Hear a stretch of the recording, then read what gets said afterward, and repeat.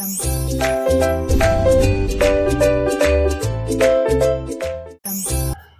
everyone, welcome to my channel Chemistry SR.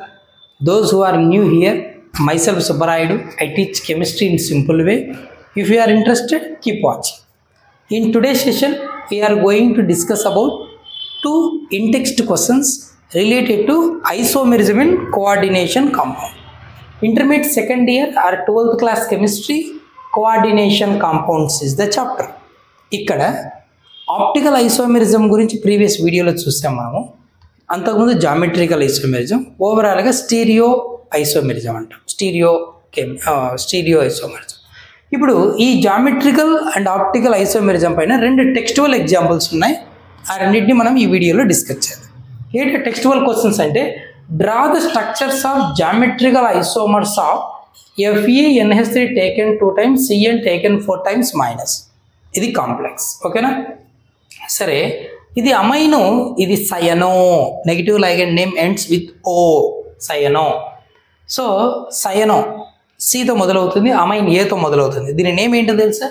Diamine టెట్రాసయనో, ఓకేనా? ఇక్కడ మనకు ఐరన్ నెగిటివ్ పార్ట్లో ఉంది. ఫెర్రేట్ మామూలుగా అయితే పాజిటివ్ పార్ట్ న్యూట్రల్ కాంప్లెక్స్ అయితే ఐరన్ అనేవాళ్ళం, నెగిటివ్ కాంప్లెక్స్ కాబట్టి అనయానిక్ పార్ట్లో మెటల్ ఉన్నప్పుడు ఫెర్రేట్ ఆక్సిడేషన్ నెంబర్ ఎంత అంటే 3, ఫెర్రేట్ 3. ఎందుకు? ఇది న్యూట్రల్, ఇది -4 ఈజ్ఈక్వల్ టు -1, +4 -1 అంటే +3 వస్తుంది. ఓకే, ఆక్సిడేషన్ నెంబర్ ఎట్లా కనుక్కోవాలి సార్? మనకు ప్రీవియస్ వీడియోస్లో ఉన్నాయి స్టార్టింగ్లో, ఓకేనా? సరే, ఇప్పుడు వీటికి ఏం రాయమంటున్నాడు? జామెట్రికల్ ఐసోమర్స్ రాయమంటున్నాడు, అంటే సిస్ ట్రాన్స్ ఐసోమర్స్ రాయమంటున్నాడు. చూద్దాం. సెంట్రల్ ఐటమ్ ఎవరు? Iron, Fe. కోఆర్డినేషన్ నెంబర్ ఎంత? 2 అమైన్ లైగెండ్స్, 4 సైనైడ్, మొత్తం 6 కదా. Coordination number 6. 6 అంటే జామెట్రీ ఏమొస్తుంది? ఆక్టాహెడ్రల్ జామెట్రీ వస్తుంది. సో 1 2 3 4 5 6. ఓకే, ఇంకొకటి కూడా పాసిబుల్ అవుతుంది. 2 spatial arrangements are possible for the given complex. 2 same ligands, ammonia, we can keep them adjacent like this, NH3 NH3. And another possibility is we can keep them opposite, NH3 NH3. so remaining cyanide cyanide cyanide cyanide, okay na? So this isomer ikkada remaining 4 are cyanides, cyanide cyanide cyanide cyanide. Okay, so these two isomers, this one is cis isomer, cis isomer. Why we can call it as cis? Because the two same groups are adjacent, 2 same amine ligands are adjacent.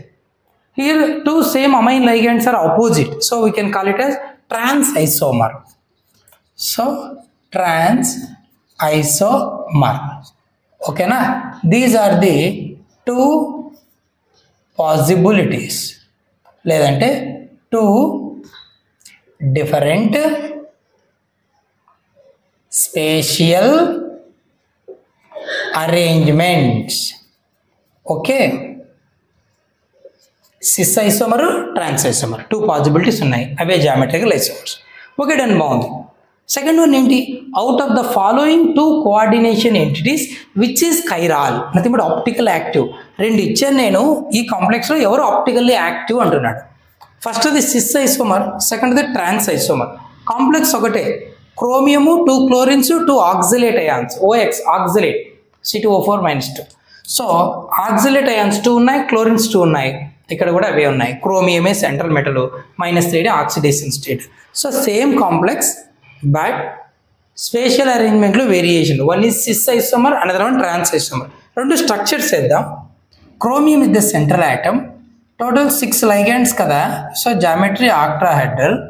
Second one కూడా వేద్దాం. Chromium 1 2 3 4 5 6. Okay, 4 oxalate ఉన్నాయి, 2 chlorines ఉన్నాయి.